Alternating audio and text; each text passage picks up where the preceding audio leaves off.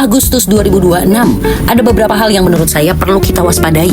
Ini bukan cuma soal demo dan rusuh doang, tapi di sepanjang bulan memang chart Indonesia punya tekanan kuat antara Uranus, Mars, dan bulan. Kalau diterjemahkan ke kejadian sehari-hari, Uranus ini berkaitan dengan listrik, teknologi, mesin, dan kejadian yang sifatnya mendadak. Kemudian Mars itu dihubungkan dengan panas, api, benturan, dan kecelakaan. Sementara bulan ini adalah kita, masyarakat. Jadi bulan ini menunjukkan dampaknya kepada masyarakat. Clue yang saya pantau sepanjang Agustus adalah gangguan listrik atau jaringan, bisa juga korsleting atau kebakaran, atau ada baterai atau mesin yang overheat ya, atau terlalu panas. Kemudian ada kecelakaan transportasi, gangguan fasilitas publik, sampai kejadian alam yang datang tiba-tiba. Untuk alam sendiri, Uranus Mars juga membuat saya sedikit memperhatikan aktivitas yang sifatnya mendadak, seperti contohnya nih ya, pergerakan tanah, longsor, aktivitas vulkanik, atau kejadian geologis. Tetapi aspek ini nggak cukup untuk bilang gempa atau gunung tertentu akan aktif. Dan beberapa tema ini ternyata sudah muncul sejak awal Agustus. Tapi tanggal 7 sampai 10 Agustus ada tambahan, Mars Square Jupiter. Di sini saya melihat sesuatu yang bisa terlalu cepat, terlalu besar, atau melewati batas aman. Dan salah satu clue terbesarnya adalah transportasi. Ini adalah tanggal-tanggal yang harus diperhatikan selama Agustus, tanggal 7 sampai 10 Agustus dan tanggal 9 Agustus. Di periode ini saya akan memperhatikan mobilitas dan transportasi, di antaranya perjalanan darat, jalan tol, kereta, perjalanan antar kota, atau perjalanan jarak jauh.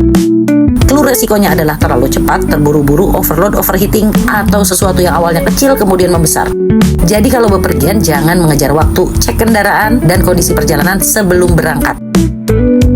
Berikutnya 11 sampai 20 Agustus. Ini periode yang menurut saya lebih kompleks. Di sini kita punya kombinasi power, tekanan, api atau panas, air, gas, kebocoran, kabut, dan kebingungan. Contoh kejadian fisiknya ini seperti kebakaran atau ledakan, kebocoran gas atau bahan bakar, banjir atau banjir bandang lokal, longsor akibat air, gangguan di laut, serta masalah transportasi yang melibatkan cuaca, jarak pandang, navigasi, technical error atau human error.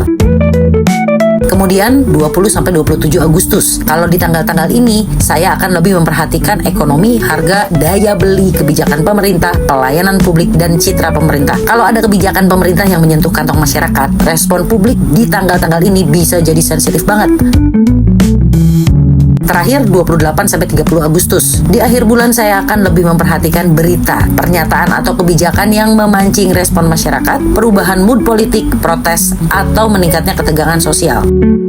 Jadi kalau kita simpulkan, dari tanggal 7 sampai 10 perhatikan perjalanan dan transportasi, 11 sampai 20 lebih waspada terhadap api, air, gas, dan cuaca. Selain itu juga perhatikan technical dan human error. Tanggal 20 sampai 27 ekonomi dan kebijakan pemerintah.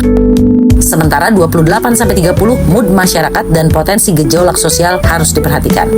Gunakan ini sebagai reminder untuk lebih waspada, cek informasi resmi, dan jangan ngambil resiko yang sebenarnya bisa kita hindari. Like, komen, dan subscribe ya.